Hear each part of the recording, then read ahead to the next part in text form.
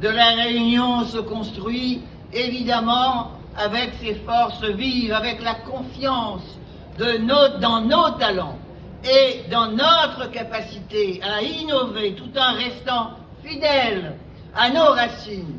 Je le dis à chaque fois, nous autres là, sur cette terre de la Réunion, on est tout le temps un petit peu en retrait au regard de ce que nous faisons, de ce que nous avons fait, au regard de ce qu'un petit garçon de 12 ans, un esclave, Edmond Albius, eh bien, il a couvert le monde entier de la vanille, au regard de nos chercheurs, au regard de Félix Guyon, qui aujourd'hui, eh bien, qui a découvert, qui a mis en œuvre l'urologie, c'est l'inventeur de l'urologie, aujourd'hui, il aurait été prix Nobel, et on ne met pas suffisamment en avant ce que nous savons faire, notre savoir-faire, notre talent en écriture. On a un Lecomte de Lille qui a succédé à Victor Hugo à l'Académie française. Dommage, l'école manéa apprendre plus maintenant, le Manchi apprendre plus Midi, roi des étés. Dommage, il apprendre plus parce que c'est vraiment une écriture qui est magnifique.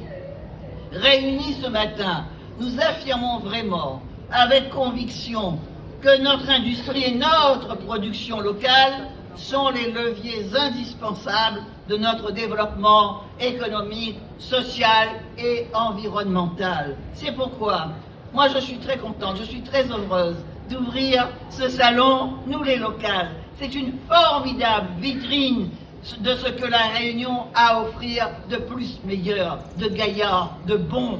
La participation de la région Réunion, chef de file de l'économie, de l'innovation et de l'internationalisation des entreprises, à ce grand rendez-vous, c'est une évidence que nous soyons là. Je vous le dis d'emblée, vous pouvez compter sur nous pour être des partenaires fidèles, des partenaires engagés, à l'heure où tant de profonds bouleversements nous rappellent l'impérieuse nécessité de valoriser et de soutenir la production locale.